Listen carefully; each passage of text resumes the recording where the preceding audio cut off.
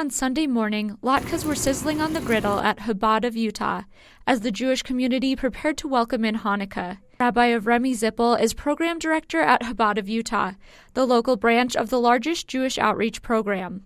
He explained the religious meaning of this holiday, which celebrates a miracle that took place just over 2,000 years ago. It began when a small Jewish army was able to drive a much larger and stronger army out of their land. They did that as a way of showing their appreciation towards God. They wanted to kindle the candelabra in the Holy Temple as a sign of appreciation towards God, and they had only a small bit of oil, which was not sufficient to burn for the time that they needed it. It really only had enough oil to burn for one day, and nonetheless they lit it and it burned for 8 days. And so the main significance that we observe on Hanukkah is the lighting of the menorah. Rabbi Zippel also discussed his roles in preparing for this significant holiday. Like most days, there is a service at 9 o'clock.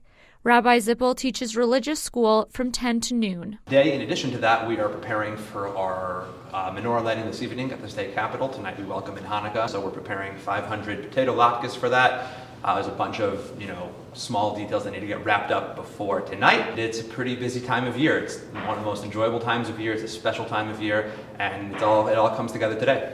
The menorah lighting ceremony at the state capitol did come together that night as members of the community gathered to begin the holiday. Hanukkah is clearly a busy day with lots of preparations, but what does a rabbi do on an average day? For starters, I teach kids, I teach young adults, I teach regular adults.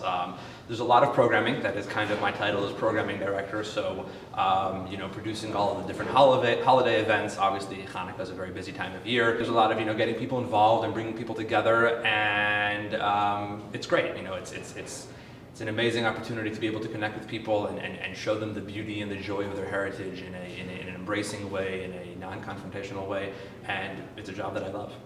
He says his favorite thing about his job is watching people develop passion for their faith. Realizing that being connected to their faith is not necessarily something they realize that they wanted in their life, but once they find it in their life, it enriches their life in such a powerful way. And watching people realize that is really something profound.